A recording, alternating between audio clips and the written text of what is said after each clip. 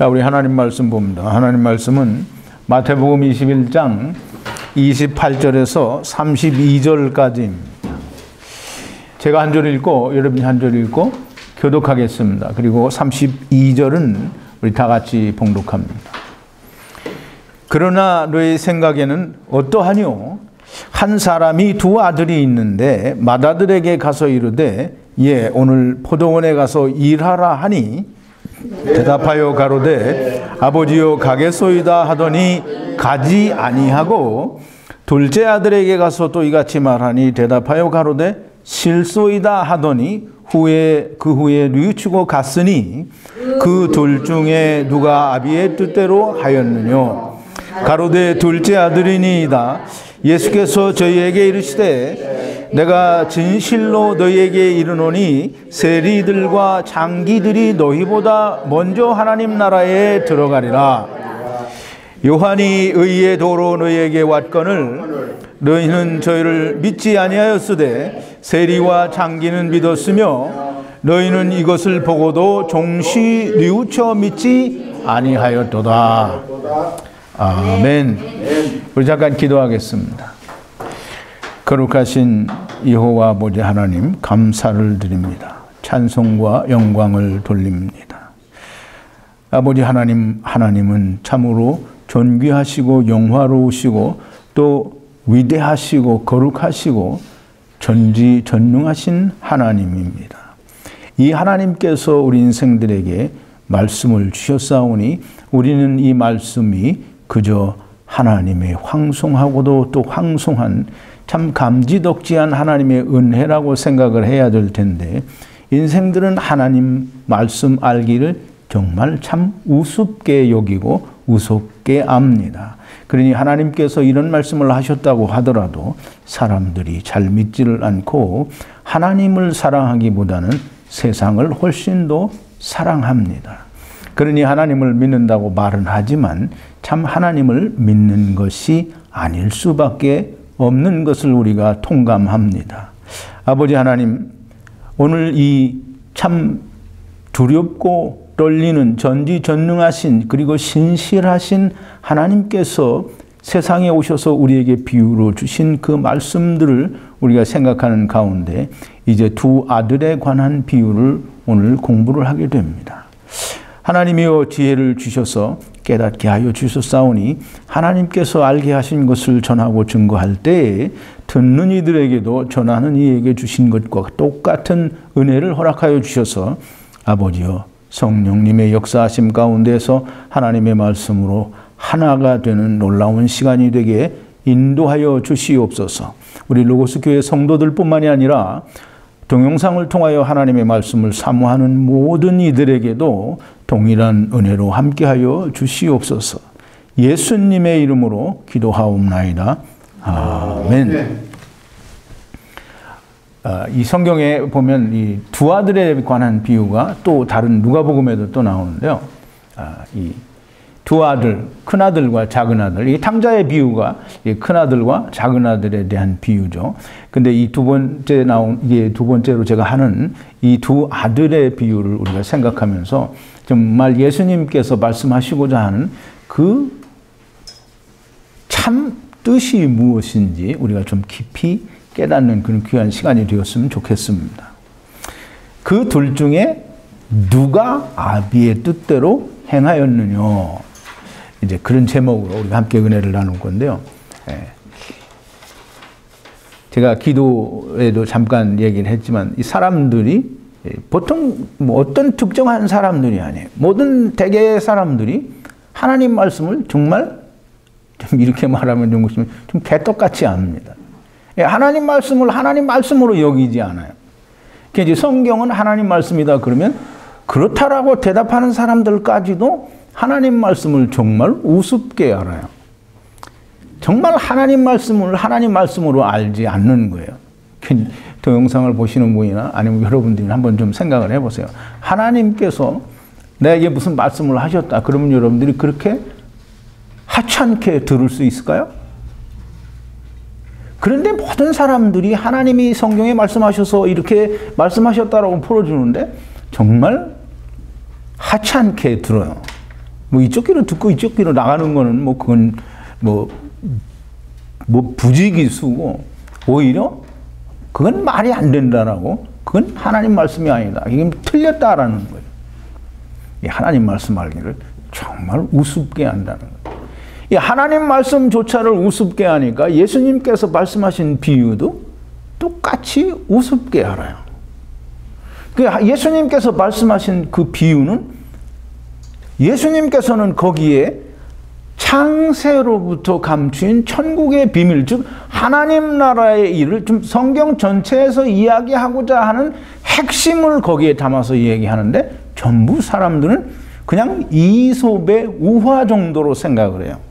그래서 무슨 교훈의 말씀이다라고 그렇게 생각을 하는 거예요. 그래서 그렇게 해석을 하고 그렇게 가르쳐요. 그러니까 그렇게 배운 사람들은 역시 똑같이 예수님의 비유가 하나님의 말씀이 하나님 말씀같이 들려지지 않고 정말 개떡같이 들리는 거예요. 그리고 알기를 정말 개떡같이 아는 거예요. 정말 하나님의 말씀이 하나님의 말씀이라고 알고 있으면 하나님 말씀 앞에서 정말 완전히 거꾸러져야 되지 않을까요? 그러니까 안 거꾸러지는 건 뭐냐면 하나님 말씀을 알기를 개떡같이 안다라는 거예요. 사람들은 예수님의 비유를 이솝 우화쯤 되는 그런 교훈 정도로 생각을 합니다. 그런데 예수님의 비유는 절대 우화도 교훈도 아니에요. 거기에는 예수님께서 천국의 비밀, 창세로부터 감추인 천국의 비밀을 풀어서 생명의 길, 아버지께로 나가는 길을 풀어주신 거예요. 근데 그거 알기를 정말 개떡같이 알면서 다 천국 가기를 바래요. 그런 일은 도저히 절대로 일어나지 않습니다. 하나님의 말씀을 하나님의 말씀으로 이해하고 믿고 거기에 꼬꾸라져야 천국에 갈 수 있습니다. 자, 이제 예수님의 비유, 또 제가 이제 항상 자랑하듯이 말씀을 드리는 그 창조의 비밀, 이걸 제대로 알면 그러면 우리가 하나님을 알게 되고, 또 이 비유를 예수님께서 말씀하신 비유가 한 36가지가 됩니다. 근데 그 비유들을 다 온전하게 이해를 하고 깨닫게 되면 예수님이 어떻게 된다고 했느냐 하면, 보세요. 그 프린트를 했는데요. 강해 관련 성구 1번인데요. 마태복음 13장 52절이에요. 예수께서 가라사대 그러므로 천국의 제자된 서기관마다, 그랬어요. 이 말은 무슨 말이냐면 마태복음 13장의 씨 뿌리는 비유에서부터 마지막 절까지 나오는 모든 비유를 다 알게 되고 그걸 깨달았으면, 근데 그 말은 13장에 있는 것만을 이야기하지 않고 예수님께서 모든 성경에 말씀하신 모든 비유를 포함하는 거예요. 그것을 온전히 이해하고 깨달았으면 뭐가 되느냐 하면 천국의 제자가 되는 거예요. 천국의 제자를 예수님 뭐라고 하셨냐면 서기관이라고 했어요. 천국의 제자된 서기관마다 마치 새 것과 옛 것을 그 곳간에서 내어오는 집주인과 같으니라 그랬어요. 자, 이제 이 말을 사람들은 참 별거 아닌 말로 생각을 하고 그냥 세상의 목사 되는 게 천국의 제자요 서기관 되는 거다라고 생각을 하는데, 정말 그건 말도 안 되는 개소리인 거예요. 자, 이제 보세요. 그러므로 이제 마태복음 13장에서 말씀하신 그 모든 비유를 제자들에게 물어요. 너희가 이 모든 것을 깨달았느냐? 일단 제자들이 다 깨달았다라고 얘기를 해요. 근데 제가 그때 설명을 드리길 분명히 제자들이 그때 당시에는 다 깨닫지 못했을 거라고 그렇게 말씀을 드렸어요. 정말 이 모든 비유를, 즉 마태복음 13장에 나오는 창세로부터 감추인 천국의 비밀을 말씀하신 그 비유와 또 모든 성경에 나타난 그 비유들을 제대로 이해를 한다고 하면 천국의 제자가 됩니다. 천국의 제자된 서기관이 된다는 거예요. 뭐 서기관이나 제자나 다 천국의 제자가 되는데, 그 천국의 제자는 어떤 천국의 제자가 되느냐면, 보세요. 새 것과 옛 것을 그 곳간에서 내어오는 집주인과 같으니라 그랬어요. 자, 이제 여러분, 집주인이 누굽니까? 천국의 제자된 서기관의 집 주인이 누구예요? 하나님.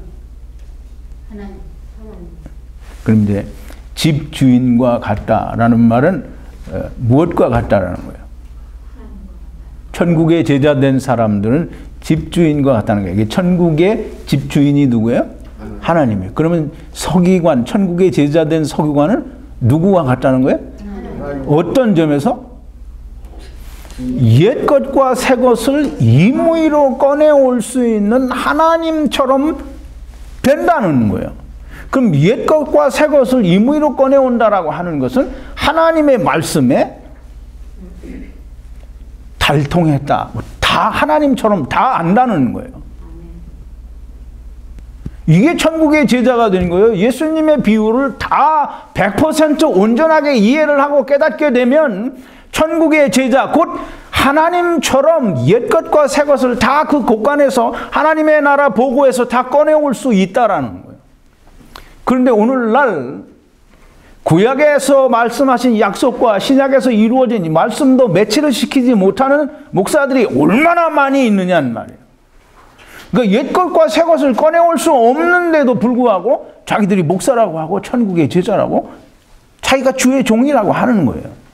그건 정말 말 안 되는 소리를 하고 있는 거예요. 자, 여러분들은 꼭 하나님 말씀에 대해서 정말 어떤 그 경외심과 두려움과 떨리는 마음으로 하나님의 말씀을 대하는 분들이 되고 그 말씀을 받는 사람이 되기를 바랍니다. 그래서 여러분들이 다 천국의 제자가 돼서 다른 사람에게 옛것과 새것을 다 내어서 보여줄 수 있는 하나님 같은 분들이 되기를 바랍니다.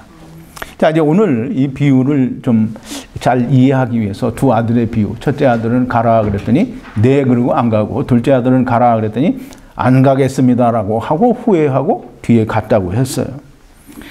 근데 이 비유를 우리가 제대로 이해하기 위해서 다른 사람들이 말할 수 있는 어떤 그 반박에 대한 것을 미리 다 해결을 하고 가야 됩니다. 그게 뭐냐면 그 헬라어 본문에는 이 우리 개역 성경에는 큰 아들에게 가라고 했더니 네, 그러고 안 갔어요. 작은 아들에게는 가라고 그랬더니 안 가겠습니다 하고는 뒤에 뉘우치고 갔다고 했어요.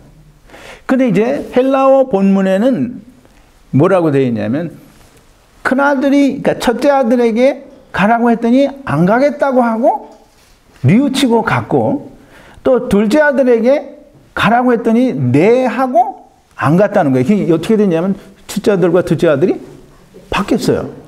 그래서 이제 예수님이 묻죠.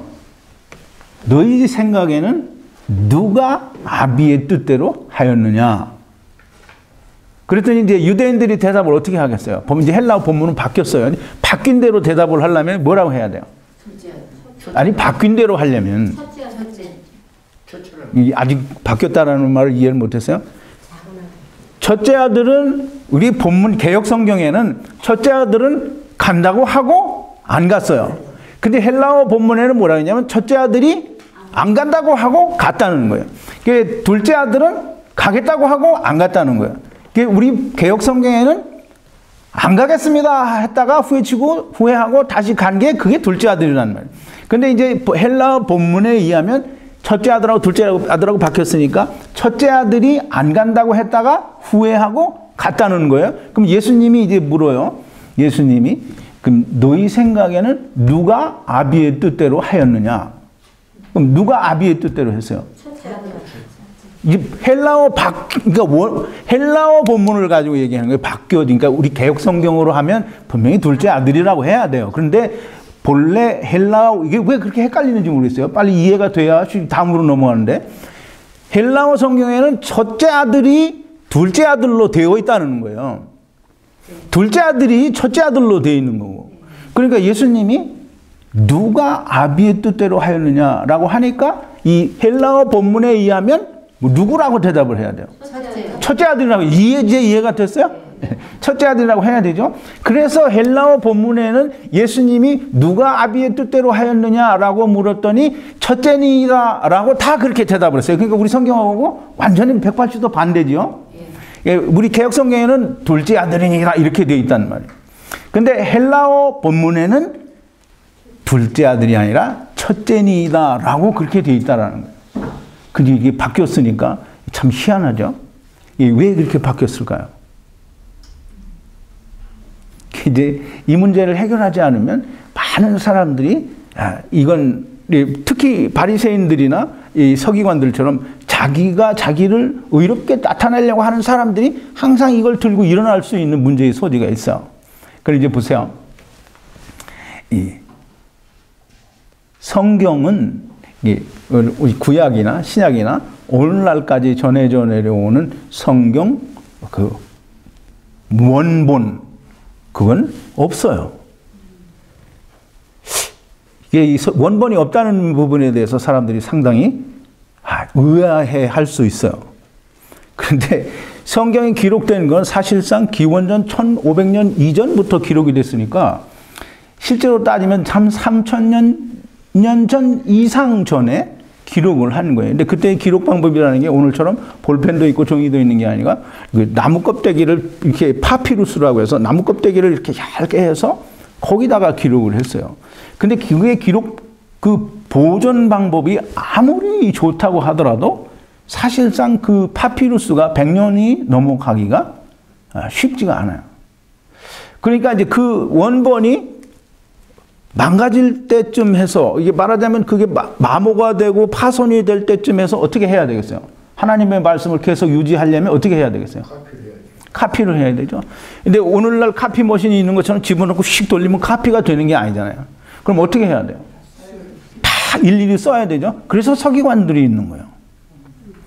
그래서 그때 당시부터 그 필사본, 즉 사본이라는 게 존재를 하는데 그러니까 그 이후에 오랜 세월이 지나면서 원본은 다 사라졌어요.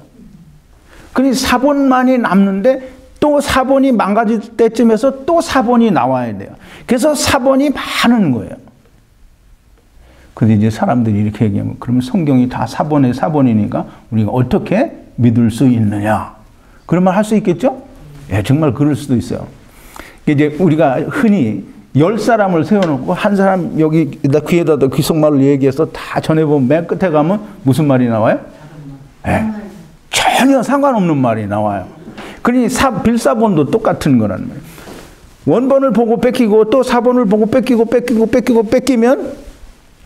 말이 달라질 수 있어요. 그러니까 사람들이 그러면 원본도 없는 성경 하나님 말씀이라고 하더라도 우리가 그걸 어떻게 믿냐라고 할 수 있겠죠? 근데 이제 참 신기한 게 하나님은 하나님의 말씀을 하나님 스스로 보존하신다는 거예요. 그 1947년 정도에 그 사해사본이라는 그 두루마리가 발견이 되는데 그거는 기원전 한 3세기경 그러니까 예수님 오시기 한 300년 전쯤에 거기에 보관이 되고 또 기록이 되고 그 이전에 기록된 사본들도 있고 그러니까 그 기원전 800년 전에 기록된 사본에서부터 예수님 오실 때까지 그때까지의 그 모든 사본들이나 이런 것들이 있는 거예요. 근데 거기에 있는 그 사해문서에 있는 사해사본에 있는 내용들이 지금 우리가 가지고 있는 구약 성경에 있는 내용과 다르지 않다는 거예요. 그러니까 사본을 이어서 이렇게 내려왔는데도 여전히 하나님 말씀은 변함이 없다는 거예요. 그런데 우리가 거기서 무조건 이 사본들은 절대 기록의 오류나 어떤 잘못된 것이 없다라고 말할 수는 없어요. 예.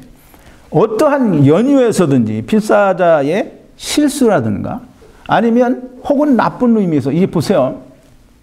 창세기 3장에 보면 그 하나님이 아담과 하와를 에덴 동산에서 내쫓으실 때 그런 얘기가 돼요. 선악을 알게 하는 나무 열매를 먹고 우리 중 하나같이 되었으니 라는 그런 우리말 번역이 있어요. 근데 원어에는 보면 우리 중 하나같이라는 말이 없어요. 그냥 선악을 알게 하는 나무 열매를 먹고 선악을 알게 하는 나무 열매가 되었다는 거예요. 나무가 되었다라는 거예요. 그런데 그걸 히브리어 원문에서 이 70인역이나 아니면 그 다른 언어로 번역을 할 때 그게 one of us라는 말이 들어간 거예요. 근데 그 누가 했겠어요? 뭐 누가 했는지는 지금 여기서 뭐 얘기하지 않아도 여러분들 짐작하시리라고 생각하는데, 그런 없는 것이 들어가서 하나님의 말씀을 바꾸고 변개하려는 시도가 있다는 거예요. 그럼 이제 이 첫째 아들과 둘째 아들의 행위가 완전히 180도 바뀌어진 것은 필사자들의 실수일 수도 있고 어떤 의도적인, 나쁜 의도적인 연유에서일 수도 있다는 거예요. 그렇다라는 게 아니라 그럴 수도 있다는 거예요. 어떤 연유에서든지 간에 그거가 바꿔졌다는 거예요. 큰아들과 작은아들의 입장이 바꿔졌다는 거예요. 근데 그러면 누가 그걸 바꿨느냐, 좀 어떻게 해서 그런 실수가 일어나느냐 하는 것을 우리가 이 성경을 통해서 찾아내야 돼요. 그러면 이제 그게 너무나 분명하게 바뀌어져 있으니까, 그러면 이제 이걸 해석을 할 때 이게 헬라어 본문이 이렇게 바뀌어져 있으니까 개역 성경은 틀렸다, 이렇게 하면 안 된다는 거죠. 왜냐하면 성경 전체적인 흐름과 예수님의 비유의 흐름에 큰아들과 작은아들은 예수님께서 어떤 의미로 이야기하셨느냐를 우리가 알아야 돼요. 성경에서 말하는 큰아들과 작은아들의 의미를 우리가 분명하게 알면 예수님의 비유는 본래 그런 뜻이 아니었다라는 걸 우리가 찾아낼 수 있는 거예요. 자, 이제 보세요. 맏아들이라고 하는 것은, 우리는 다 장남이라고 하죠. 맏아들이에요. 근데 이제 이 헬라어 말로는 맏아들이라는 말은 첫째의, 최고의라는 뜻이에요. 이게 이제 제일 우선 가는, 으뜸 가는 아들이라는 거죠. 그리고 이제 이 둘째 아들은, 우리말에는 두 번째 차남이다라고 이렇게 돼 있잖아요. 둘째 아들이라 이렇게 돼 있는데, 이 영어로는 또 second son이라고 돼 있고 그래요. 근데 실제로는 헬라어 그 본문에는, 그러니까 헬라어 원어에는 둘째라는 의미가 없어요. 근데 이제 헬라어 사본들 가운데는 둘째라고 한 데도 있어요. 그런데 많은 사본들이 둘째라고 하지 않고 다른 아들이라고 했어요. 그럼 이제 다른 아들이라는 의미가 무슨 뜻이냐면, 여러분이 잘 들어야 됩니다. 오늘 너무나 중요한 거기 때문에 다른 아들이라는 게 어떤 다른 아들인지 우리가 알아야 되잖아요. 어떤 한 아버지 밑에서 첫째 아들, 둘째 아들, 셋째 아들, 넷째 아들 중에 첫째와 둘째를 말하는 게 아니에요. 첫째 아들과 다른 아들이에요. 이게 첫 번째 최고의 아들과 다른 아들. 이게 어떤 다른 아들이냐면, 이게 한 프린트를 보죠. 요한복음 10장 16절이에요. 관련 성구 2번인데요. 또 이 요한복음 10장은 이게 목자와 양의 관계를 설명하는데, 이 목자는 자기 양을 안다고 했고, 이스라엘을 울타리 안에 있는, 우리 안에 있는 양이라고 비유를 했어요. 그 다음에 또 다른 양이 있다고 해요. 그래서 또 이 우리에 들지 아니한, 즉 그 울타리 안에 있지 않은 다른 양들이 내게 있어 내가 인도하여야 할 터이니 저희도 내 음성을 듣고 한 무리가 되어 한 목자에게 있으리라. 이 말은 너무나 모든 사람들이 잘 아는 이방인들에 관한, 예수님이 이방인들에게도 복음이 증거되어져서 다 한 목자 앞에 한 우리 안에 들어올 거다라는 것을 말씀하시는 거예요. 이걸 에베소서에서 사도 바울이 너무나 자세하게 잘 설명을 해줬어요. 에베소서를 언제 공부를 할 텐데, 모르겠어요. 좀 기대를 하세요. 자, 이제 보세요. 이 다른 아들은 뭐냐면, 그 마태복음 오늘 본문에서는 그 맏아들을 첫째라는 뜻으로 프로토스라는 말을 썼어요. 그 다음에 이제 둘째 아들은 다른 아들이다라는 게, 첫 번째 그 아들이 아닌 다른 아들이에요. 둘째가 아닌 다른 아들인데, 어떤 다른 아들이냐면 거기는 이제 헤토로스라고 쓰기도 하고, 지금 요한복음 10장 16절에 나타난 그 우리에 들지 아니한 다른 양들. 그래서 그 다른, 그걸 이제 알로스라고 하는데, 이 알로스나 헤토로스는 거의 같은 말이에요. 다르다는 뜻으로 서로 상호 교환해서 사용할 수 있는 같은 뜻을 가진 단어예요. 이게 다른 아들이라는 거예요. 자, 이제 보세요. 그걸 분명히 이해를 하시고, 이게 성경에 나타난 흐름, 이게 성경에서 말하고자 하는 그 성경이 우리에게 뭘 말하고자 하는 그 주제를 우리가 알아야 되는데, 그리고 예수님의 비유도 그 비유의 흐름을 알아야 돼요. 자, 이제 성경에 나타난 주님의 말씀과 성경의 흐름에, 즉 하나님의 뜻의 흐름이 뭐냐라는 것을 우리가 이해를 하려고 하면, 먼저 보세요. 예수님이 이스라엘에 오셔서 이스라엘 백성들이 정말 뿔때나고 화딱지나는 얘기만 하고 다니세요. 그게 무슨 말이냐면, 너희는 하나님의 나라를 뺏기고 이방인이 하나님의 나라를 차지한다는 거예요. 그리고 너희 본 나라 자손들은 어떤다고요? 밖에서 어두운 데서 슬피 울며 이를 갈미 있으리라는 거예요. 그 유대인들이 들으면 어떻겠어요? 정말 열받는 얘기죠. 자, 이제 보세요. 이 마태복음 8장에 보니까 그 로마의 백부장이 그 예수님께 자기 하인의 병을 고쳐달라고 오죠. 그래서 예수님, 그래, 그럼 가자. 그랬더니 백부장이 뭐라고 하냐면, 주님이 우리 집에 오시는 걸 내가 감당을 못하겠으니까 그냥 말씀으로만 해주세요. 그러면 우리 종이 낫겠습니다. 그래서 예수님이 뭐라고 하시냐면, 내가 이스라엘 가운데서 이만한 믿음을 본 적이 없다 그랬어요. 그러면서 귀하다라고 여기시고, 가서 너 종에게, 그 백부장에게 얘기해줘. 그럼 가라, 네 믿음대로 되었다라고 하고, 그 시에 종이 나았다라고 했어요. 그때 예수님이 뭐라고 말씀하시느냐면 3번인데요. 또 너희에게 이르노니 동서로부터 많은 사람이 이르러 아브라함과 이삭과 야곱과 함께 천국에 앉으려니와 나라의 본 자손들은 바깥 어두운 데 쫓겨나 거기서 울며 이를 갈미 있으리라 그랬어요. 이제 이거 이스라엘 백성들이 들으니까 뿔때 나요, 안 나요? 여러분 같으면 뭐 하나님 뜻이니까 그래도 할 수 없죠. 여러분 그러겠어요? 뭐 뿔때 나겠죠? 정말 뿔때 날 거예요. 근데 이제 보세요. 이 임금님의 혼인잔치의 비유에서도 이제 분명히 제가 이제 말씀을 드렸어요. 이 하나님 나라, 이 비유는 연결이 다 되는 거예요. 그러니까 다 이 요즘 하는 비유들을 여러분들이 다 기억을 잘 해야 돼요.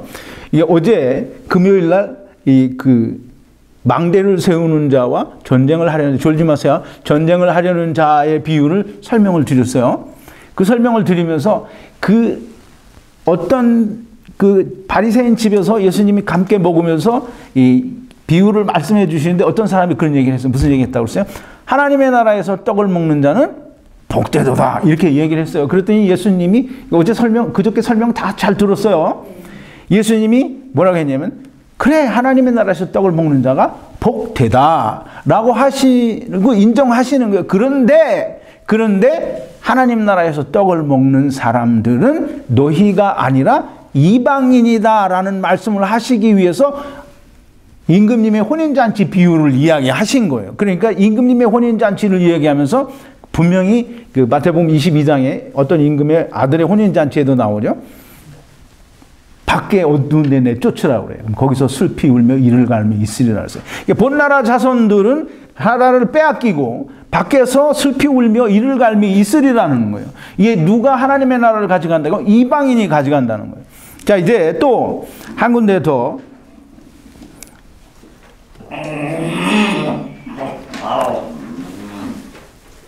우리가 계속 성경 공부를 하면서 항상 제가 하는 얘기인데, 하나님께서 구원하시기 위한, 세상을 구원하시기 위한 구원 방법은 이스라엘을 구원하시고 세상을 구원하는 게 아니라 이스라엘은 나중이고 세상이 먼저다라는 얘기를 했어요. 그래서 아브라함에게 약속하신 복도 천하 만민에게 복을 주신다라고 약속을 하셨어요. 이스라엘을 택하신 이유는 따로 있다라고 하고, 제가 이스라엘을 하나님 왜 택하셨느냐 하는 걸 공부를 여러분 다 했어요. 근데 그걸 잘 마음에 기억을 하셔야 됩니다. 그래서 이사야서 49장 6절에 보면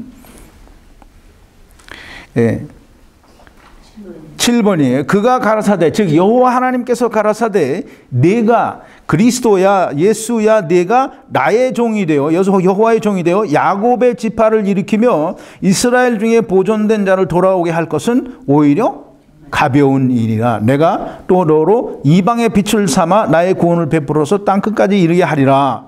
그러니까 이제 이방, 즉 세상을 구원하는 일이 먼저다라고 분명하게 말씀을 드리고 우리가 공부를 했고, 그것을 위해서 사도 바울이나 성경에서 말씀하신 하나님의 말씀들을 증거로 충분하게 이해되도록 설명을 드렸어요. 하나님께서 세상을 구원하시는 것은 이스라엘을 구원하시고 세상을 구원하는 게 아니에요. 이스라엘을 택하셔서 이스라엘을 보고 너희는 이스라엘처럼 하지 말고 이렇게 하여 구원받으라는 거예요. 성경의 흐름은 뭐냐면, 그 예수님의 비유는 뭐냐면, 너희는 하나님의 나라를 빼앗기고 이방인들이 하나님의 나라를 먼저 들어간다라는 거예요. 그러니까 여러분들이 이제 마음에 잘 생각을 해야 돼요. 세리와 창기들이 너희보다 먼저 하나님 나라에 들어간다라고 얘기했잖아요.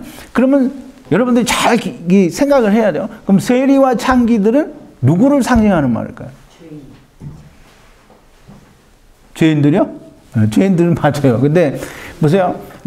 예수님 말씀이 너희는 하나님의 나라를 빼앗기고, 이게 동서로부터 많은 사람이 와서 아브라함과 이삭과 야곱과 천국에 앉아 있는다는 거예요. 그리고 본나라 자손들은 쫓겨난다는 거예요. 그럼 이제 세리와 창기들이 먼저 하나님 나라에 들어간다. 그러면 세리와 창기들은 누구를 상징해서 하는 말일까요? 이방인을 말하는 거예요. 자, 이제 그걸 여러분 마음에 잘 가지시고, 자, 바리새인들과 이제 오늘 설교를 정말 좀 복잡해요. 그리고 어려우니까 여러분 잘 들어야 됩니다. 바리새인들과 서기관들은 자기들이 어떻다고 생각하는 사람들이에요? 의롭다고, 잘났다고 생각하는 사람들이잖아요. 그럼 자기들은 우선이에요. 자기들이 뭐든지 우선이고, 자기는 잘났고, 자기들은 잘하고, 세리와 죄인들과 우리는 같지 않다는 것이고, 자기들은 이방인들과는 틀리다라는 거예요. 그럼 이제 아까 제가 설명을 드렸죠. 첫째라는 말은 으뜸이라는 말이요. 첫 번째라는 그런 의미가 있다고 그랬어요. 그러면 바리새인들은 자기들이 첫째라고 생각하겠어요? 자기들이 둘째라고 생각하겠어요? 근데 이런 대답을 할 때는 좀 크게 말해주면 좋은데, 졸리세요? 첫째라고 생각하잖아요, 당연히. 세리와 죄인들이 첫째고 자기들은 둘째라고 생각하지 않는다라는 거예요. 근데 이제 보세요. 자, 여러분들 잘 생각해 봐야 됩니다.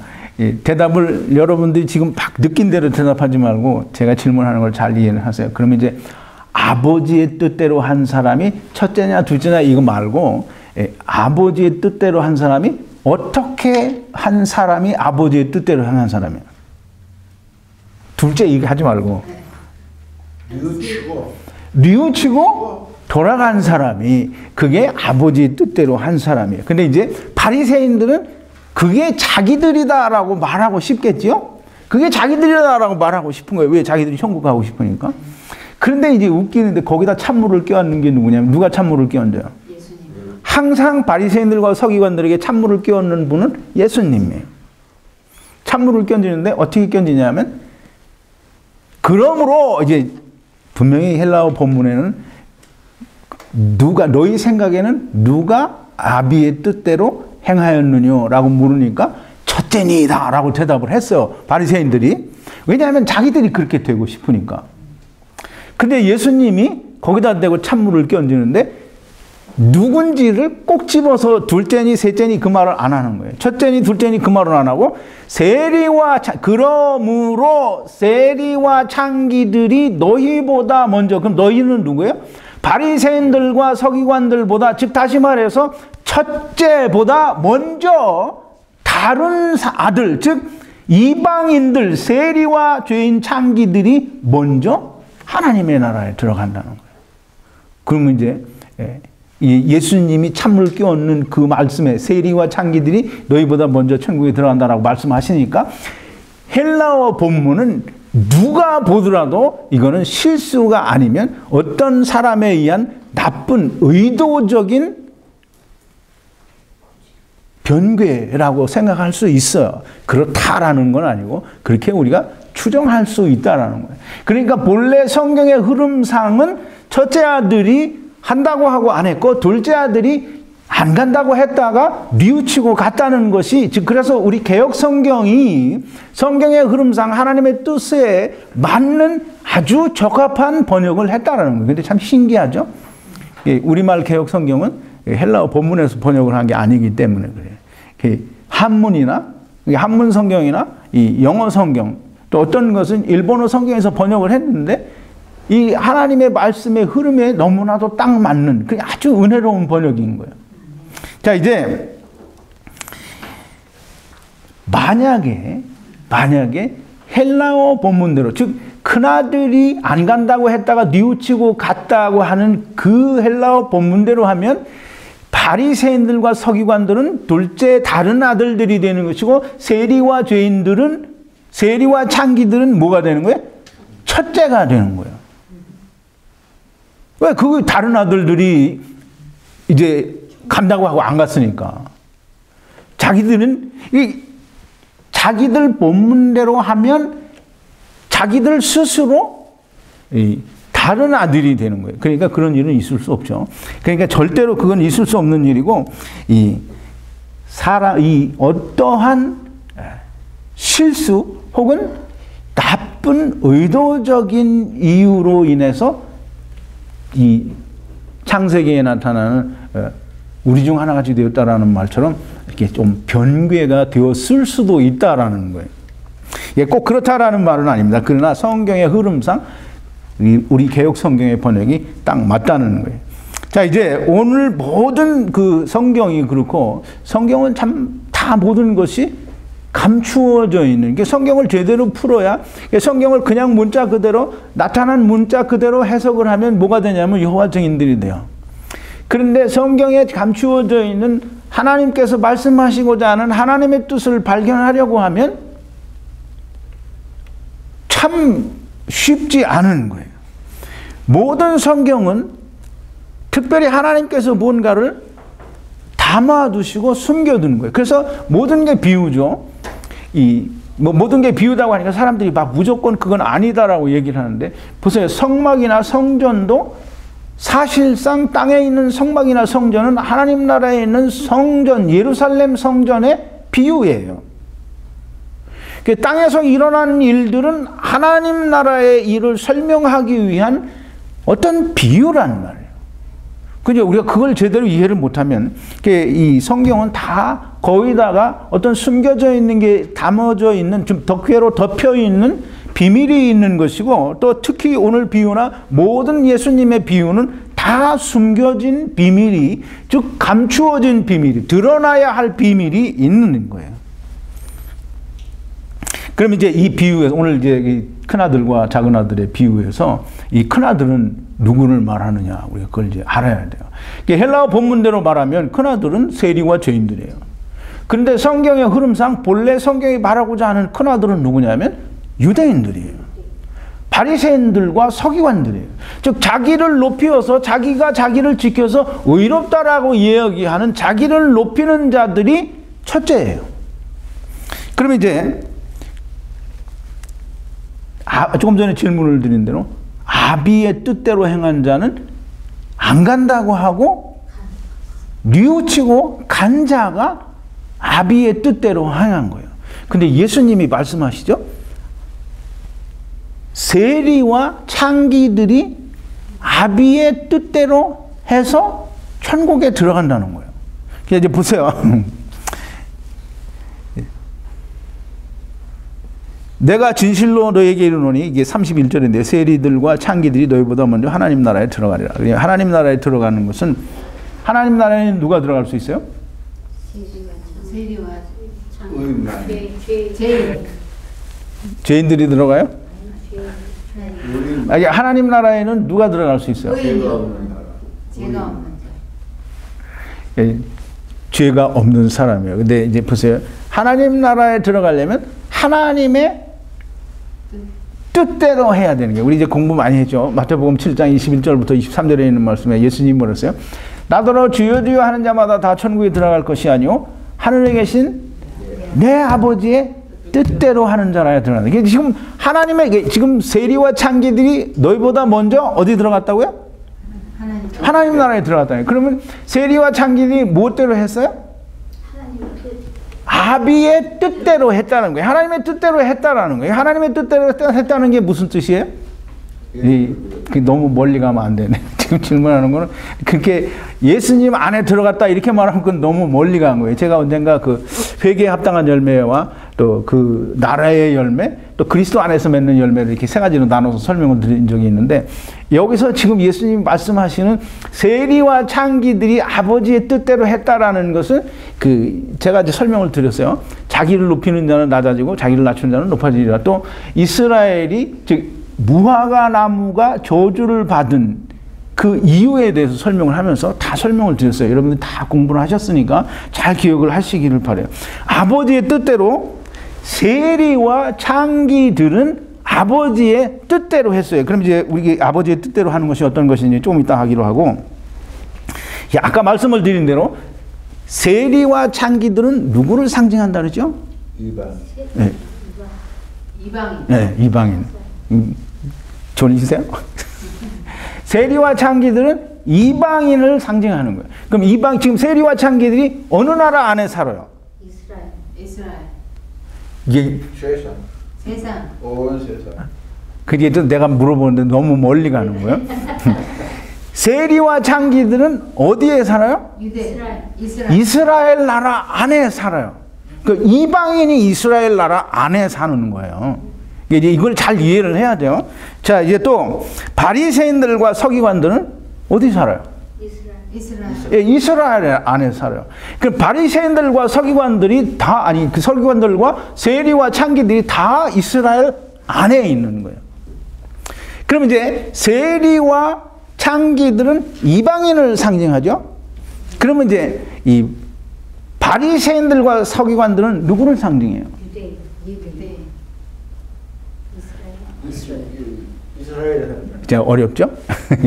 세리와 창기들은 이방인을 상징하는 거예요. 바리새인들과 서기관들은 이제 좀 더 설명을 듣고 답변을 해보세요.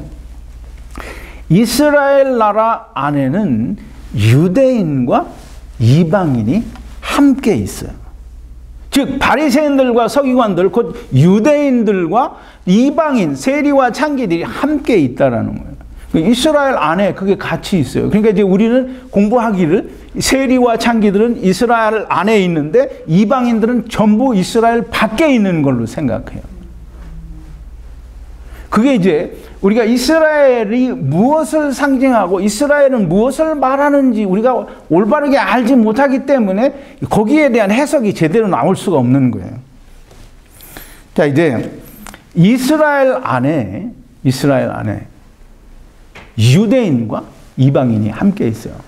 그럼 유대인과 이방인이 함께 있다라고 하는 것은 하나님께서 세상을 축소시켜서 작은 것으로 만들어 놓은 것이 이스라엘이에요. 그러니까 이스라엘은 온 세상의 축소판이에요.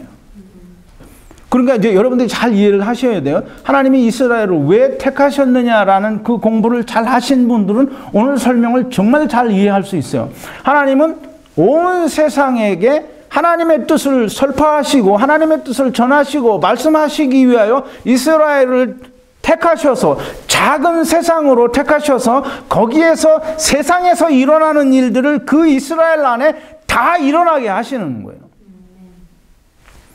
자, 보세요. 이스라엘은 분명히 여러분 잘 알아야 됩니다. 이스라엘은 온 세상의 축소판인 작은 세상이에요. 그 작은 세상 안에 온 세상에 일어나는 일들이 다 거기에 있는 거예요.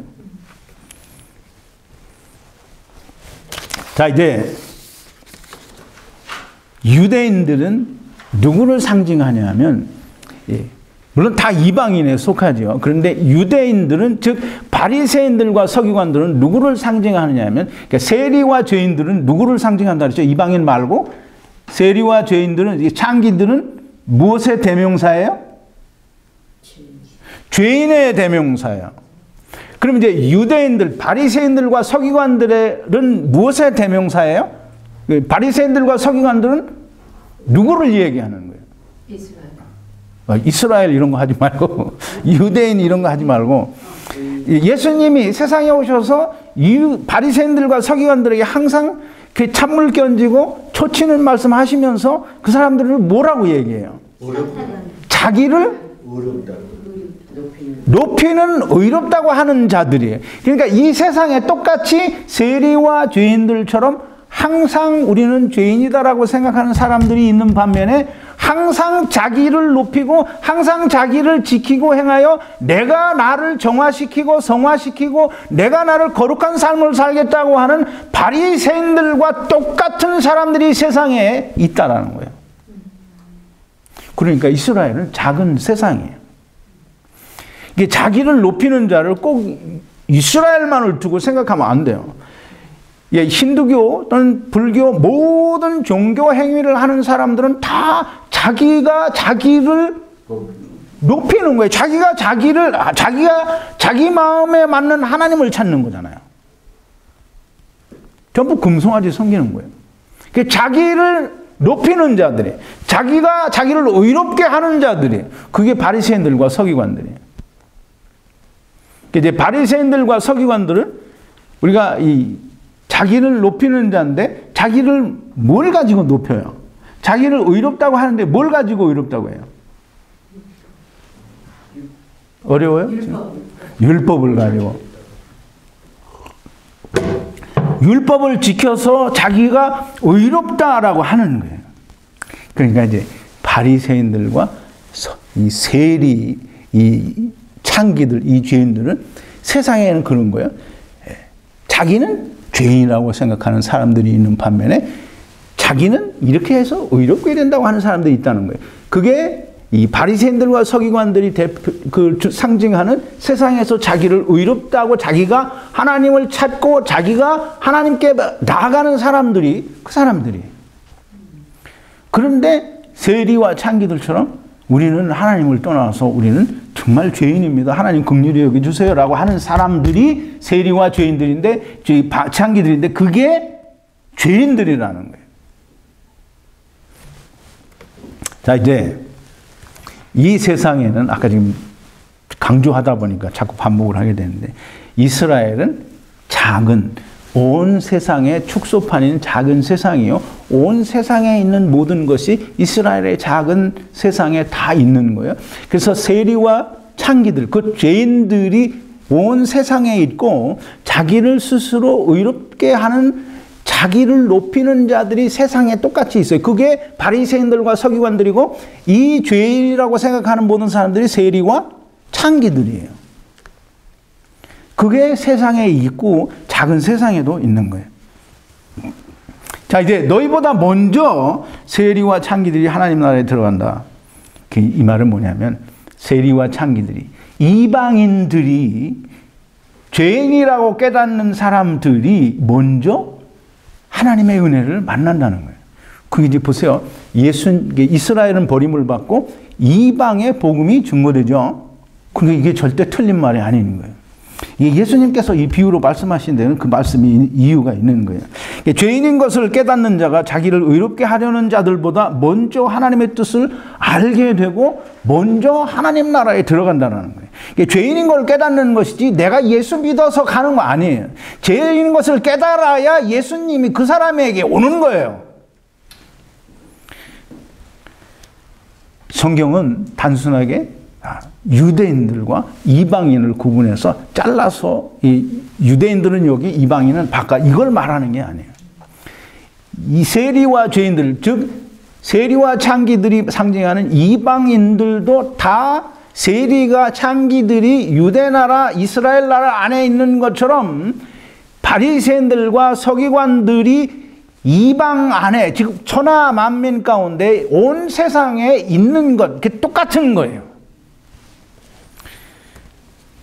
즉, 이 세상에는 죄를 먼저 깨닫는 자가 있고 자기를 의롭게 여기고 자기가 의로워지는 사람이 두 종류의 부류가 사람이 있다는 것을 이스라엘을 통해서 말씀하시는 거예요. 자, 이제 예수님이 설명을 하는 거예요. 요한이 의의 도로 너희에게 왔거늘 너희는 저를 믿지 아니하였으며 세리와 창기는 믿었다 그랬어요. 그럼 이제 의의 도라는 게 뭘까요? 의의 도.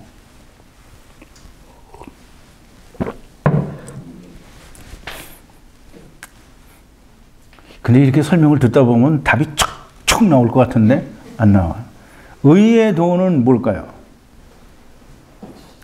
세례 요한이 이스라엘 백성들에게 나왔어요. 의의 도로 나왔다고요. 근데 의의 도로 나왔는데 바리새인들과 서기관들은 믿지 않았고 세리와 창기들은 믿었대요. 근데 그 의의 도가 뭐냐고요. 근데 되게 어렵게 생각하는데 의의 도는 길이에요. 길. 이 길이라는 말을 예수님이 요한복음 14장 6절에서 내가 길이요 진리요 생명이니 하는 그 길이라고 할 때에도 똑같은 길로 사용을 했는데요. 의의 도, 그냥 의의 길. 그런데 의의 길이 뭐예요? 의의 길은 예수님이에요? 그렇게 어렵게 이게 달불 항상 멀리 가려고 하지 말고 의의 길, 즉 의로워지는 방법, 의로워지는 길, 의의 도는 그거예요. 이 세례 요한이 의의 도로 왔대요. 그럼 이스라엘 백성에게 너희가 의의 도로 왔어요. 그러면 세례 요한이 뭐라고 했어요? 세례 요한이 뭐라고 외쳤어요? 이게 네 글자로 딱 생각나는 거 없어요? 예? 천국이 가까우니라 회개하라. 회개하라. 이제 세례 요한이 회개하라고 그랬어요. 이제 세례 요한이 회개하라고 하니까 사람들은 세상의 모든 사람들이 세례 요한도 그렇고 예수님도 회개하라고 했으니까 우리가 지은 죄를 회개해야 된다라고 생각을 하고 그렇게 가르쳐요. 그래서 교회마다 금요일마다 새벽 기도마다 그냥 엎드려서 눈물로 통곡으로 죄를 회개해요. 근데 이렇게 세례 요한이 회개하라고 했다니까 회개하라고. 그래서 자기 지은 죄를 뉘우치고 그걸 회개하라. 그걸 하나님 앞에 자복하고 용서함 받아라 라는 의미로 회개하라고 하면 어떤 결과를 낳느냐 하면 그 사람이 그렇게 가르치면 그리고 그렇게 배운 사람은 다 어떻게 되냐면 소경을 인도하면 앞에 가는 소경은 넘어지더라도 뒤에 가는 소경은 안 넘어진다? 자, 이제 보세요. 예수님이 마태복음 23장에서 분명히 말씀을 하시는데요. 그렇게 세례 요한이 회개하라고 했으니까 모든 성도들이여 당신은 세상에서 짓는 모든 죄들을 다 하나님 앞에 금요일이고 새벽기도고 나와서 회개하고 용서함을 받아야 됩니다 라고 그렇게 가르치면 화 있을진저 서기관들과 바리새인들이여 라고 말씀하시는 서기관들과 바리새인들이 될 수밖에 없어요. 그런 사람들은 어떤 사람이냐 하면 천국문을 붙들고 자기도 들어가지 않을 뿐더러 들어가려고 하는 사람들도 들어가지 못하게 하는 서기관들과 바리새인들이 될 수밖에 없는 거예요. 마태복음 23장 13절인데 프린트가 됐는데 10번이에요. 프린트 10번인데요. 화 있을진저 외식하는 서기관들과 바리새인들이여 너희는 천국문을 사람들 앞에서 닫고 너희도 들어가지 않고 들어가려 하는 자도 들어가지 못하게 하는도다. 그랬어요. 이제 세례 요한이 예수님이 회개하라고 가르치신 그 이 회개하라를 이해를 하지 못해서 이 회개하라는 게 네가 범죄한 사실들에 대해서 금요일이고 주일 일요일이고 새벽이고 나와서 너희가 하나님 앞에 제단 앞에 무릎 꿇고 엎드려서 통회 자복하고 회개하여 용서함 받으라라고 그렇게 회개하라고 하면 화 있을진저 서기관들과 바리새인들이 되고 자기도 천국문을 붙들고 들어가지 않을 뿐더러 들어가려고 하는 사람들도 들어가지 못하게 하는 그런 서기관들과 바리새인들이 될 수밖에 없다라는 거예요. 이 세례 요한이 외친 게 뭐냐면 회개하라. 그러면서 뭐라 했냐면 너희가 회개에 합당한 열매를 맺으라는 거예요. 그게 이제 프린트를 이제 했지요. 19번인데요. 회개하라 천국이 가까웠느니라 하였으니 그러므로 회개에 합당한 열매를 맺으라. 이 회개하라는 말을 우리가 좀 이제 이해를 해야 되는데요. 회개하라라는 말은 돌이키라는 거잖아요. 회개한다라는 말은 내가 가던 길을 돌이켜서 다시 본래대로 가는 게 자기의 자리로 돌아가는 게 그게 회개예요. 지금 세례 요한이 회개하라라고 하는 것은 이 천국에 들어가기 위해서 회개하라는 거예요. 천국에 들어가기 위해서는 뭐가 없어야 돼요? 죄가 없어야 돼요. 그럼 지금 이스라엘 사람들이 율법을 지켜서 뭐 하려는 거예요? 의로워지려고 하는 거죠. 그러니까 지금 세례 요한이 회개하라라는 말은 너희가 율법을 지켜서 의롭게 되려고 하는 것을 포기하라는 거예요. 그걸 버리라는 거예요. 그게 돌이키는 거예요. 그러니까 율법을 지켜서 의롭게 되려고 하는 것을 버리라는 거예요. 왜? 그거 해보니까 안 되는 거예요. 자, 이제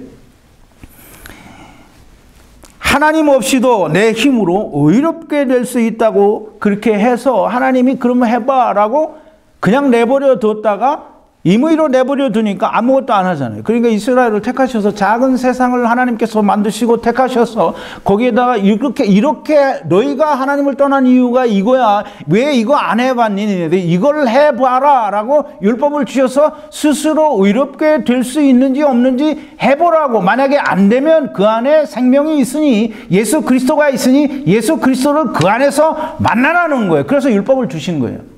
그러니까 율법을 지키다가 내가 도저히 지킬 수 없다라는 게 깨달아지면 그러면 어떻게 하라는 거예요? 포기해.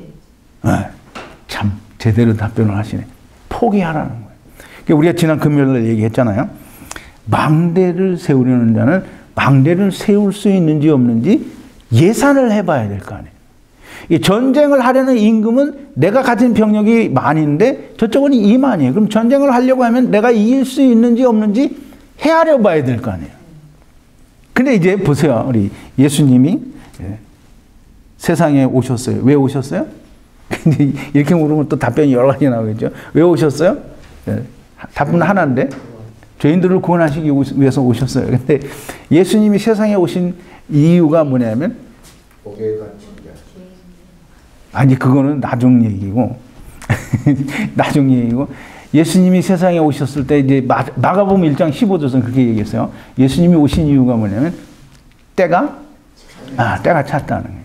예수님이 여자에게서 나시고 율법 아래 나신 것은 뭐냐면 때가 찼어요. 이거 너무나 중요한 말이에요. 때가 찼다라는 말. 때가 찼다라는 말은 무슨 말이냐면 어제 이게 금요일 날 공부했잖아요. 금요일 날 공부했어요. 때가 찼어요. 이게 니네가 망대를 세울 수 있는지 없는지, 다시 말해서 율법을 지켜서 의롭게 될 수 있는지 없는지 예산을 해보는 것을 이미 때가 찰 만큼 다 했다라는 거예요. 그게 천수백 년 동안 그걸 해봤는데 아직도 그걸 예산을 못하겠니? 이 말이에요.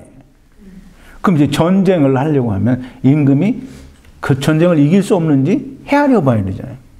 그럼 때가 찼다라는 말은 이미 너희가 율법을 지켜서 의로워질 수 있는지 없는지 천수백 년 동안 다 해봤는데 아직도 그게 헤아려지지 않니? 그게 이제 헤아려졌으면 어떻게 하라? 자기의 소유를 다 버리라. 그럼 이스라엘이 가진 소유가 뭐예요? 자기를 지켜 의롭게 되려고 하는 율법을 가지고 있잖아요. 그거 버리라는 거예요. 자기 소유를 다 버리고 예수님을 따라오라는 거예요. 사람도 자기 소유를 다 버리라니까 부자에게 재산 팔아서 가난한 자에게 주라고 했다고 해서 자기 생각에는 자기가 가지고 있는 걸 다 버려야 되는 줄 아는 거예요. 자기가 가진 거는 뭐 버리지 않아도 죽으면 다 버려요. 죽으면 다 내 거 아니에요. 근데 그거 버리라는 게 아니라 너 가진 생각을 버리라는 거예요. 의롭게 되려고 하는 어떻게든지 내가 회개하여 나를 정화하고 성화시키고 정결케 되려고 하는 것을 포기하라는 거예요. 그걸. 그게 성경이 말하는 또 예수님이 말씀하시는 세례 요한이 말하는 그게 회개예요. 내가 지은 죄를 막 눈물로 통곡하고 자복하고 하나님 용서해 주세요, 용서해 주세요. 그렇게 하는 게 회개가 아니라는 거예요. 자, 이제 여러분 좀 잘 생각해야 됩니다.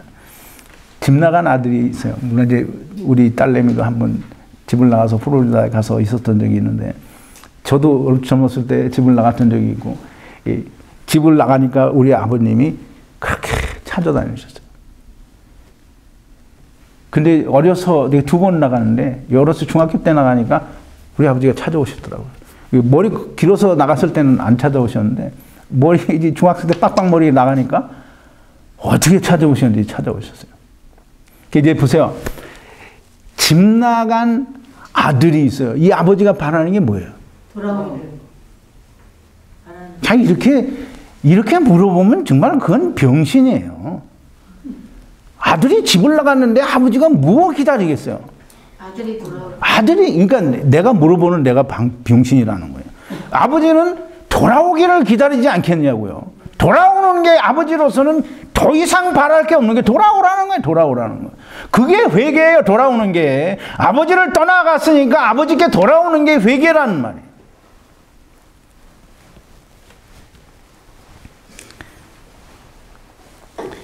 아버지 집을 나가는 게 우리는 다 집 나간 아들들이잖아요. 그럼 집을 왜 나갔어요? 예, 아버지 없어도 내가 나는 홀로 설 수 있다는 거예요. 내가 의롭게 될 수 있다는 거예요. 그러니까 내가 집을 나갔어요. 근데 내가 나가서 해보니까 의롭게 되지가 않아요. 그럼 어떻게 해야 돼요? 돌아와야 돼. 네, 돌아와야 돼. 돌아와야 돼.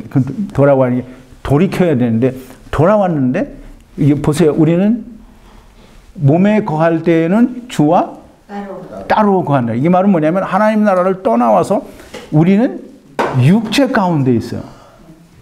그 우리가 돌아갈 수 있어요, 없어요? 없어요. 그러니까 우리는 쉽게 우리가 돌아가야지요, 돌아가야 됩니다. 우리는 다 돌아가는 게 회개입니다. 이렇게 했는데 우리는 돌아갈래야 돌아갈 수가 없어요. 그러니까 어떻게 해야 돼요? 죽어야지. 예수님을 믿어야 돼. 이게 다 자꾸 멀리 간다니까. 예. 지금 비유를 하면서는 여러 번 얘기를 했는데 내가 의롭게 돼보려고 하니까 절대로 되지가 않아. 돌아가려고 하니까 돌아갈 수 있는 길이 없어. 그러니까 어떻게 해야 돼요? 예수님을 통해서. 예수님을 내가 알아서 간다. 이게 참 웃기는 거잖아요. 그러니까 내가 갈 수 없는 걸 이게 망대를 세우려고 하는데 내가 돈이 정말 부족해. 전쟁을 하려고 하는데 이건 누가 봐도 깨져서 내가 거지가 될 거야. 포로생활 탈 게 틀림없어. 그럼 어떻게 해요? 포기하는 거예요. 지금 내가 의롭게 되려고 했는데 안 돼. 그래서 돌아가려고 하니까 갈 길도 없어. 그럼 어떻게 해야 돼요? 그냥 엎드려서 그냥 자빠져 있으면 되는 거예요. 그 자빠져서 어떻게 하냐면 세리처럼 하나님을 향하여 나는 아버지를 떠난 죄인입니다. 나를 긍휼히 여겨주세요. 라고 할 때에 누가 온다고요? 예수님이 온다는 거예요.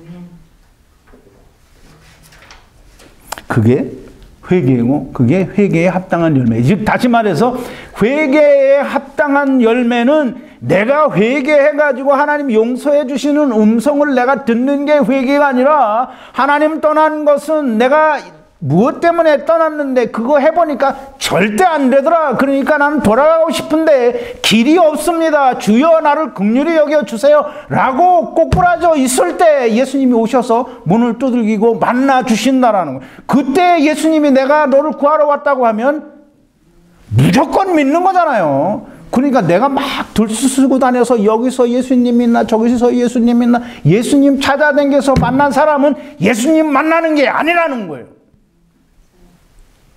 세리와 죄인들이 예수님 찾아서 만났어요? 예수님이 갔어요. 그래서 예수님이 회개, 세례요한이 말하는 회개에 합당한 열매를 맺어갖고 있는 이 세리와 장기들과 죄인들을 예수님이 만나는 거예요. 그 열매 맺지 않는 무화과나무를 저주하실 때 예수님이 이스라엘 즉 율법 아래에 있는 바리새인들과 서기관들을 저주하는 것이지 세리와 창기들은 이미 예수님이 그들 집에 있었어요. 예수님이 그들을 이미 만나고 있다는 거예요. 내가 할 수 없어서 모든 걸 포기하고 자빠져서 하나님 앞에 은혜를 구할 때 이후 요한을 불문하고 하나님은 성령님을 보내주시고 예수 그리스도께서 만나 주신다라는 거예요. 자 이제 보면 이제 시간이 좀 많이 가긴 했는데요. 자기 소유를 다 버려야 됩니다. 도끼가 이제 의에 들어왔으나 너희는 믿지 않고 세리와 창기들이 이를 믿었다는 거예요. 이를 믿었다라는 것은 예수 그리스도께서 우리의 구주라고 믿었다라는 게 아니라 우리는 할 수 없는 하나님 앞에서 아무것도 할 수 없는 죄인이라는 걸 알았다는 거예요. 그게 회개에 합당한 열매예요. 그러니까 세리와 죄인들은 뭐였어요? 아무것도 안 했어요. 의에 들어온 세례 요한의 말을 믿고 물 세례를 받은 거예요. 이제 그 공부는 나중에 또 시간 있을 때 또 하기로 하고요. 도끼가 이미 나무 뿌리에 놓였으니 좋은 열매 맺지 아니하는 나무마다 찍어 불에 던지우리라 그랬어요. 도끼가 이미 나무 뿌리에 놓였다라는 것은 이 열매 맺지 못한 나무들을 심판하기 위해서 예수님이 이미 오셨다라는 그 뜻이에요. 그 이제 때가 차서 이미 오셨다라는 말이고 좋은 열매 맺지 못하는 나무마다 찍어버린다는 거예요. 좋은 열매는 뭐예요? 이게 좋은 열매라고 하니까 사람들이 대개는 그냥 무슨 남을 도와주고 선한 일을 많이 하는 게 좋은 열매라고 생각을 하는데 좋은은 우리가 생각하는 그런 좋은이 아니고 좋은은 하나님이 선하시다 할 때 그 선한 일이에요. 이 히브리 말로는 토브라고 하고 헬라 말로는 아가도스라고 하는데 그 선, 하나님이 선하신 그 선이에요. 그래서 하나님이 선하다고 여기시는 그 좋은 열매는 뭐냐면 우리가 생각하는 좋은 열매가 아닌 거예요. 하나님이 보시기에, 하나님 생각하시기에 하나님께서 좋다라고 여기시는 그 열매가 있어야 되는데 그걸 세례 요한은 뭐라고 했냐면 회개에 합당한 열매라고 하는 거예요. 그러니까 이제 하나님이 보세요. 그 이스라엘을 하나님이 애굽에 가두셨어요. 그리고 하나님이 뭐 기다리셨어요? 부러지지라. 부르짖으라고. 왜 부르짖어요? 괴로워서. 괴롭고 고통스러워서 부르짖으라고 이스라엘을 고통스럽고 괴롭게 애굽에 가둔 거예요.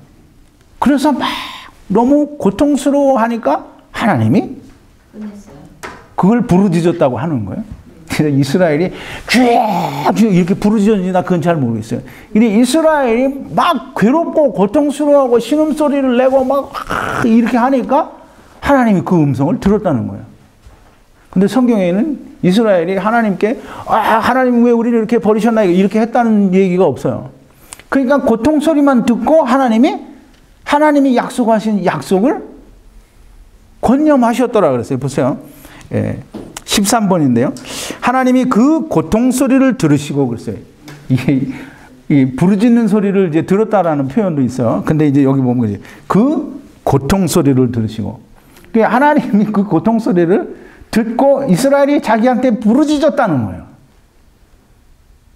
그러니까 이제 괴로워서 막 신음하고 고통스러워하고 내가 이 이스라엘 애굽 가운데에서 죄 가운데서 세상 가운데서 나는 너무 괴로워서 못 살겠습니다라고 고통스러워하면 하나님이 들으신다는 거예요. 그럼 하나님 들으시면 이스라엘이 고통스러워하니까 누구를 보내줬어요? 모세만 갔어요? 모세하고 누가 갔어요? 이게 또 대답을 어떤 때는 막 앞질러서 하더니 모세가 누구랑 갔어요? 이 애굽에서 어떻게 나왔어요? 유월절 어린 양과 함께 갔잖아요. 유월절 어린 양으로 말미암아 이스라엘이 애굽에서 나왔어요. 그래서 약속을 기억하셨다는 거예요. 이 약속이 뭐예요? 유월절 어린 양, 너희를 구원해 주겠다라는 거예요. 이 유월절 어린 양으로 구원해 주셨어요. 자, 이제 하나님께서 이 이스라엘을 가나안 땅에 집어넣으시면서 뭘 줬어요? 율법을 줬어요. 그러니까 율법으로 모든 것을 죄 아래 가두었다 그랬어요. 그러니까 율법으로 죄 아래 가두었으니까 이 죄 아래, 그러니까 이스라엘을 애굽에 가둘 때는 하나님이 이스라엘에 기대하신 게 뭐예요? 괴로우라고, 고통스러우라고. 애굽에 있는 게 너무 힘들고 괴로우라고 가두신 거예요. 그러니까 하나님께서 이스라엘을 가나안 땅에 집어넣으시면서 율법을 주신 건 뭐냐면 율법을 주셔서 너희가 고통스럽고 괴로우라고 그거 주신 거예요. 그래서 이제 보세요. 14번인데 우리가 알거니와 무릇 율법이 말하는 바는 율법 아래에 있는 자들에게 말하는 것이니 이는 모든 입을 막고 온 세상으로 하나님의 심판 아래에 있게 하려 함이니라. 하나님의 심판 아래에 있다 그러면 하나님의 심판 아래에 있다고 하면 어떻다는 거예요?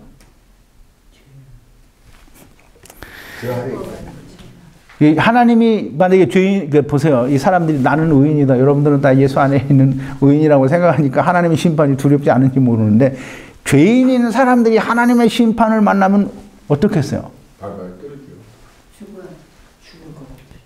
그러니까 이제 지금 이스라엘에게 이 율법을 주신 이유가 그거예요. 모든 입을 막고 하나님의 심판 아래 있다 하고 하는 것을 깨닫게 하라는 거예요. 그러면서 뭐라고 했냐면 율법으로는 죄를 깨닫는 거예요. 그럼 율법으로 죄를 깨닫고 그 죄 때문에 내가 하나님의 심판 아래에 있다 이러면 그게 하나님 말씀을 개 콧구녕으로 듣고 이쪽 귀로 듣고 이쪽 귀로 흘려버리니까 하나님의 심판 아래에 있다고 하는데 사람들이 아무도 무서워하지를 않아요. 자기들은 죄인이어서 하나님의 심판을 받아야 된다고 하는데 하나님의 심판은 지옥불이라고 말하면서도 아무도 그걸 두려워하는 사람이 없어요. 그러니까 하나님 믿으라고 해도 안 믿는 거예요. 그러니까 이스라엘이 하나님께서는 하나님의 심판 아래에 있다고 죄를 깨닫게 해주었는데도 불구하고 자꾸 율법을 지켜서 자기는 의로워지니까 하나님의 심판이 전혀 두렵지 않은 거예요. 오늘 예수 믿는 사람들이 다 자기를 회개하고 자기를 지켜나가고 자기를 의롭게 하고 자기를 성화시키고 거룩한 삶을 사니까 하나님의 심판이 눈꽃만큼도 두렵지 않은 거예요.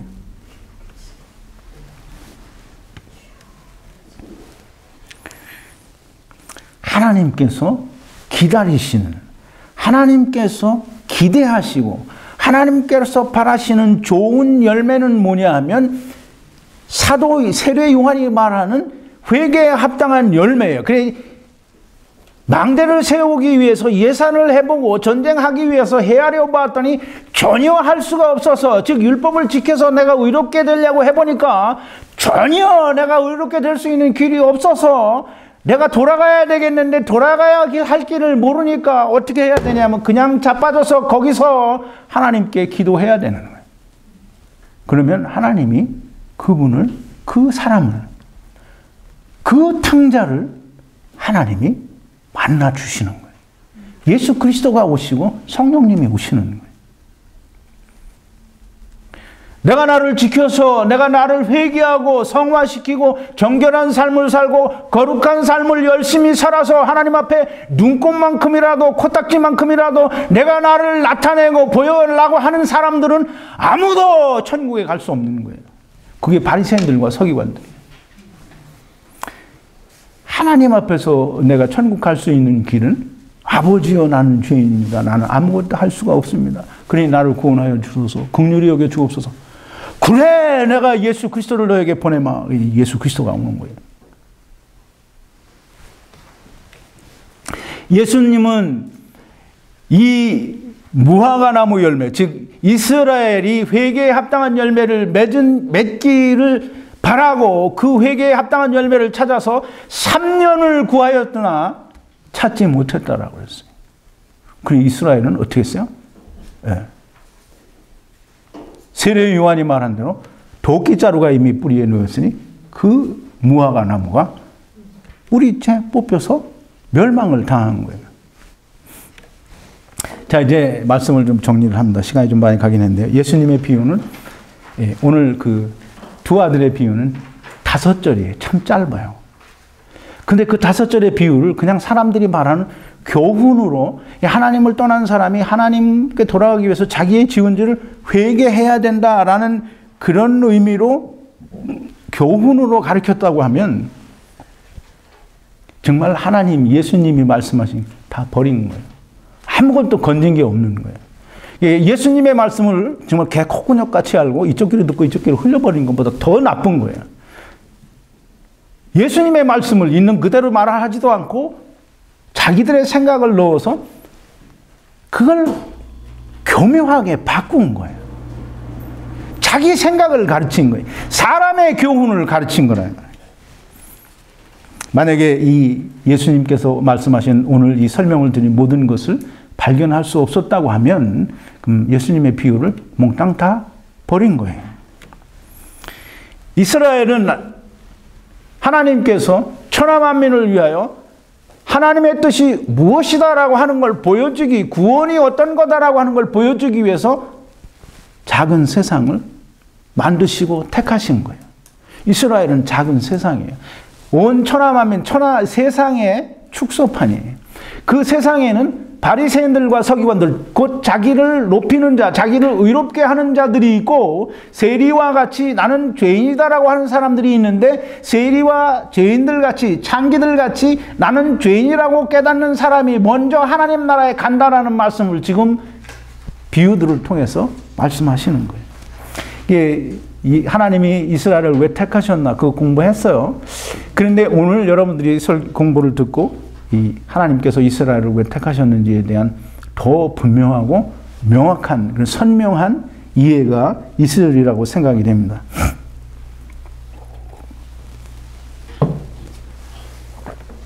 지난 금요일 날도 말씀을 드렸지만 나는 할 수 없다. 모든 세상의 교인들이 자기는 할 수 없다라고 해요. 의롭게 될 수 없다는 걸 알아요. 그런데 죽어도 예수님이 하신 걸 믿지 않아요. 자기가 뭘 해야 되는데.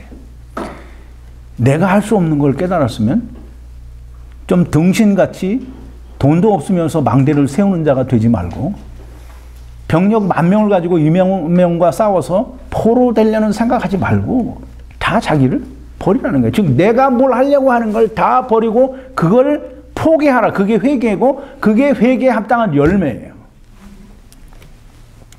세리와 창기들은 하나님 나라에 들어갔다라고 하는 것은 하나님의 뜻대로 하나님이 바라시는 대로 좋은 열매 곧 회개에 합당한 열매를 맺어서 우리는 할 수 없다. 율법으로는 내가 나를 지켜서는 의롭게 될 수 없다라고 하는 걸 세리와 창기들은 이방인들 가운데 있는 세리와 창기들 죄인들은 그걸 알았다는 거예요. 바리새인들과 서기관들 곧 내가 나를 지켜서 의롭게 된다고 하는 사람들은 절대로 그걸 모른다는 거예요. 그러니 바리새인과 서기관 같은 온 세상에 있는 나를 지켜서 의롭게 되기를 원하고 내가 내 방법대로 하나님 나라의 천국의 극락세계에 간다라고 생각하는 모든 사람들이 바리새인들과 서기관들인 거예요. 여러분, 이스라엘을 하나님이 왜 택하셨는지도 좀 깨닫고 세리와 창기들은 누군지 바리새인들과 서기관들은 누군지 분명하게 좀 깨닫고 이 예수님께서 이렇게 말씀하셨는데 이렇게 자세하게 풀어서 여러분에게 설명을 드렸으니까 못 믿으시는 분은 내가 어떻게 할 수 없습니다. 들을 귀 있으신 분들은 듣고 믿음이 화합하는 그런 놀라운 은혜가 있게 되기를 바랍니다. 기도하시겠습니다. 거룩하신 여호와 아버지 하나님, 감사와 찬송과 영광을 돌립니다. 오늘도 예수님께서 말씀하신 비유를 통하여 우리가 하나님의 뜻과 또 하나님께서 세상을 구원하시는 구원의 방법에 대해서 우리가 자세히 살펴보았습니다. 아버지여, 정말 저희들에게 성령님을 부어주시고 하늘로부터 내리는 지혜를 부어주셔서 하나님께서 바라시는, 하나님께서 기대하시는 좋은 열매, 즉 회개에 합당한 열매를 맺는 자들이 되게 하시고 그리스도가 우리에게 만나질 때에 우리가 이 예수 그리스도를 온전하게 믿는 자들이 다 되어지게 하여 주시옵소서. 예수님의 이름으로 기도하옵나이다. 아멘.